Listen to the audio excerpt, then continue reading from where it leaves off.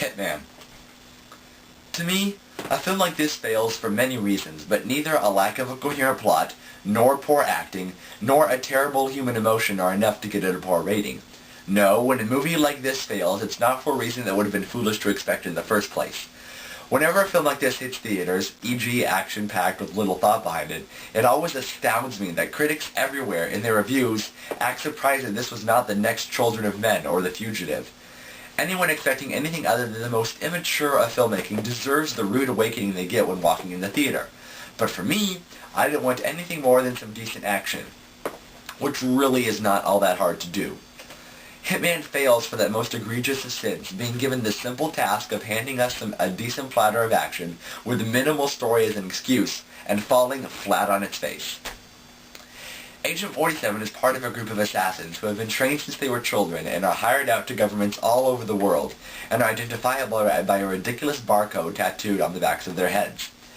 I would have been prepared to accept this as a necessary and ridiculous plot contrivance, but the film's failures in other ways forced me to point out such idiocies as this. They're supposed to be covert lethal weapons, yet they stand out in crowds like a sore thumb and shave their heads so the barcode is visible to all who care to look, or, if needed, perform a price check. Aside from this, the insignia for the assassination company looks like it was designed by a clerk from Hot Topic. But hey, who cares, right? The action's gotta be good. Wrong. There may be 3 action scenes in the whole affair, and except for one that just kinda stands out, the rest are blah.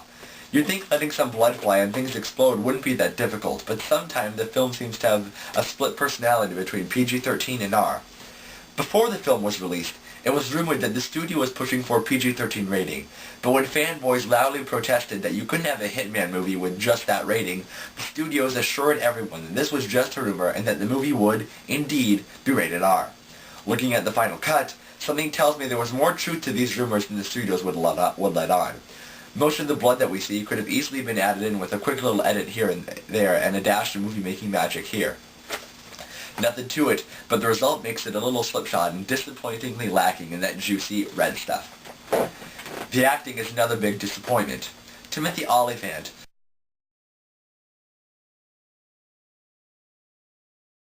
an otherwise fairly talented actor who played the mastermind in Live Free or Die Hard, plays Agent 47 like some kind of pansy. His entire game is thrown off by the wiles of a fairly average-looking woman, and though their chemistry isn't awful per se, you would think such a well-trained assassin would at least be able to withstand the pleasures of a femme fatale. This is Hitman, for crying out loud, not James Bond. Olyphant is also not big enough to play the titular character. He doesn't have the build or the charisma, and the script he's given is just plain awful. So awful that you can tell when he's trying his hardest to make it sound good, and it even seems like he's in pain at several points in the movie. If Jason Statham of Transporter fame had been placed in the role, you can bet he would have had a hell of a lot of fun with it. But Olyphant just sits there like he's listening to a 2-hour lecture, or even worse, watching Hitman. None of the other acting is worth mentioning. It's all the typical bland live-action cliché stuff. Nobody cheeses it up, which is practically the only thing that can redeem this type of movie. The plot is barely even worth mentioning, other than to say it involves the rather run-of-the-mill hit-on-the-hitman presidential candidate assassination type deal. The soundtrack is also one of the most derivative I've ever heard. Most of the music sounds like it would play on a Gillette commercial. A couple of the sets looked like they belonged to one of the Saw movies. The Transporter films, as well as Statham's Crank, showed us you can have a terrible movie be entertaining simply through the action, but Hitman never takes these films' advice. The one time it approaches the winking cleverness occurs when he stumbles into a room and sees 2 children playing the video game Hitman. But even that is sloppily done, and I don't think anyone in the theater understood what was happening. Hitman takes itself too seriously. It can be entertaining at times, but it just kind of angers me when a director can't even get to give the public what they want with a few well-filmed and choreographed action scenes. Did he actually think we really cared that much about Agent 47's life, or anyone on screen's life for that matter?